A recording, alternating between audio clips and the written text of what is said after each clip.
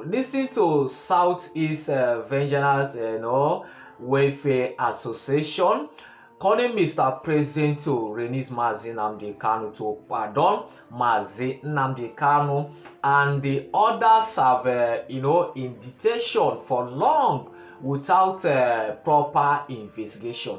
So listen to, the man. He talk a lot of things. He talk many things in this video I'm about to show you right now. This video is very interesting. Make sure you watch video to the end. Don't say that this video is too long. Watch this video to the end. It's going to understand something here. So my question is that what mazi Nnamdi Kanu did to warrant to Mr. President to pardon mazi Nnamdi Kanu? That is my question. So drop your comments on your comment section. So listen to Welfare Association. President, Southeast Veterans Welfare Association. I want to sincerely thank His Excellency, the Governor of Abia State, for hosting this gathering today. Very senior officers, the Minister of Defense, please permit me to stand on the existing protocol. I have already submitted our paper,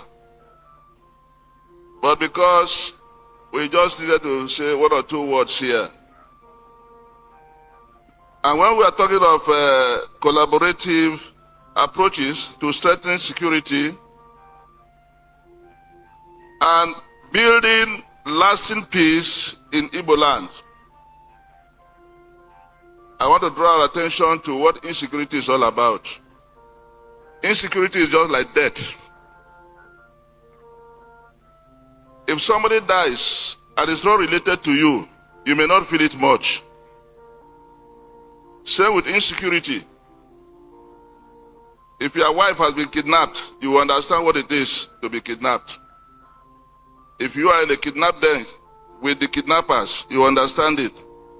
But when we are not there, we take it the way we are taking it maybe right now. I think if we have been doing this all this while, we won't be in the shit that we are today. Our problem started since 1970, when we fought a war that we didn't need to fight that war. I remember my father told me when he went to collect his body, he had about 10,000 pounds in the bank, and they gave him 20 naira. He came home and he couldn't talk again. The following day he died. Until today, nobody has told me or said, oh boy, sorry, we have been following it, and perhaps if I didn't have a better living, maybe I would have joined the bad boys. But God forbid. So what I'm trying to say now is that we need to address some of these unhealed wounds from the Civil War until what we're having today. Like the issue of these boys. I know that over 5,000 youths, small young boys, have been killed within Igbo land in the last, from about 2015 to date. There are several of them in prison yards, like the Wawa prison in Niger State. So many of them who are held, nobody has even the confidence to go near. And so I want to plead to the governors of Southeast that we are talking of lasting peace.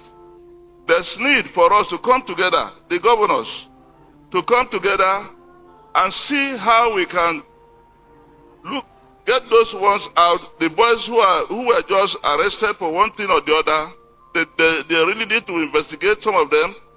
And those who are not guilty should be freed, because these are some of the problems we are having.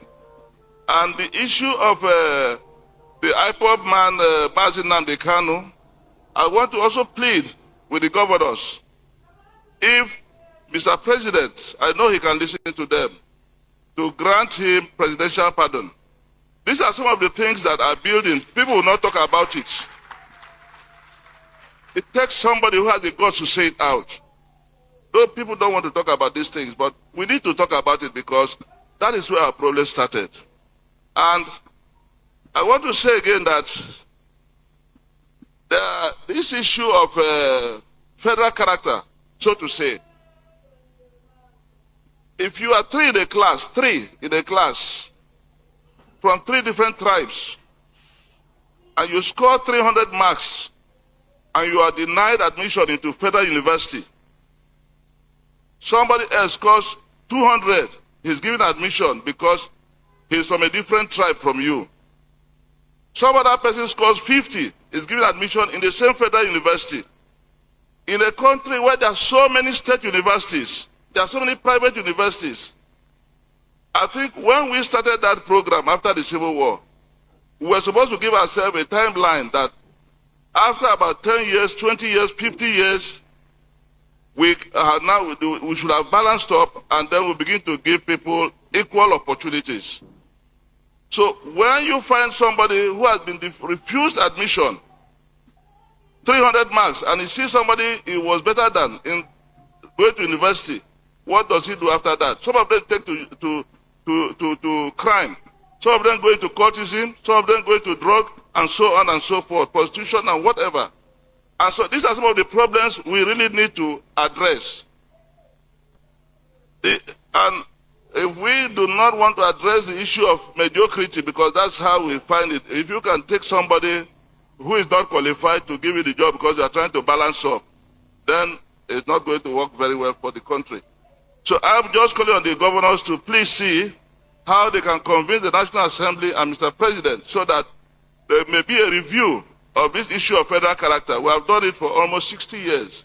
So we need to review it so that we can correct some of these issues. The issue of migration. Many of our children are outside this land. We don't ask questions. Why are they running away? Insecurity is one of the problems. Job opportunities is another one. They are everywhere. There are people today who are in IDP camps, not only in the southeast, the whole Nigeria. People have stayed 15 years in IDP camps. And we are launching roads, we are launching projects, and we are not caring about those people in IDP camps. The children that you bear in IDP camps may not be the best of children for our society.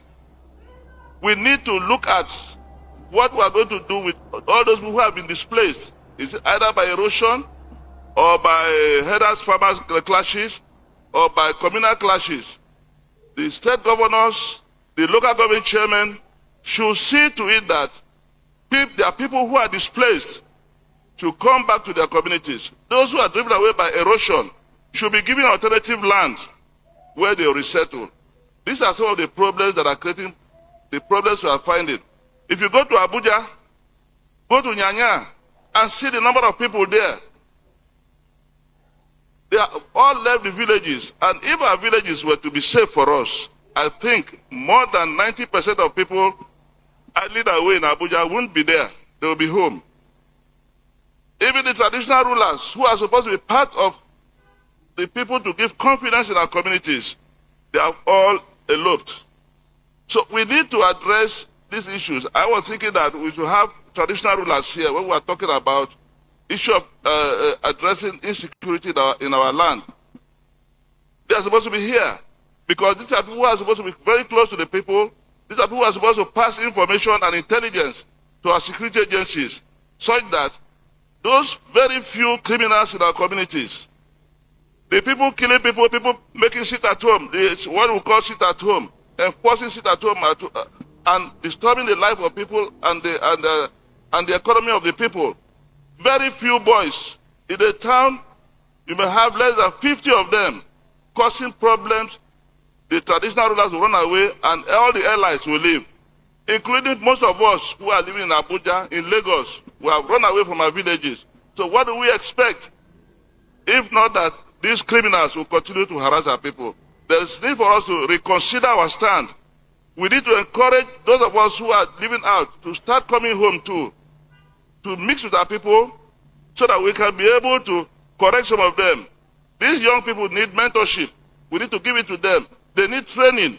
A lot of them are frustrated. And so if we come close to them, if we are encouraged to come close, I think the situation will be better. Then the issue of now there is something happening. The 19 northern state governors just recently agreed that they are going to be contributing 1 billion naira each every month to address insecurity. They are going to use the retired military personnel and police personnel to work with them to make sure that they address the issue of insecurity in the northern part of Nigeria. I know that in the west, Amotekun is doing very well. Now, if we in the southeast feel that we cannot do anything, we were happy the way we are, I bet you the criminals that will be driven away from the north, when they start clamping down on them, in the next 6 months to 1 year, most of them will run down to the southeast, and they are going to be another problem to us. So I'm pleading with the governors that there's need for them to come together and have a fund and bring us, the veterans who are retired, we have experience, you can use us, so that we can work with our traditional rulers and our community policing. We can be the ones who train the people in community policing, and we'll be able to secure our environment better than we have it today. Now, let me just talk a little bit about our own inputs on the 5 pillars, which my minister brought out. Now, on the pillar 1, smart security operation, I think the community policing structure should be headed by responsible, indigenous, retired military, police, and DSS personnel within those communities, so that they will be able to groom them well, train them well, and pass information, intelligence to our security personnel. The second pillar, dialogue and reconciliation. I'm suggesting that members of the Southeast Veterans Association should be co-opted for better results. Then the pillar 3, economic investment and opportunity. Some members of the Southeast Veterans Association who have good knowledge and skills should also be incorporated into the scheme.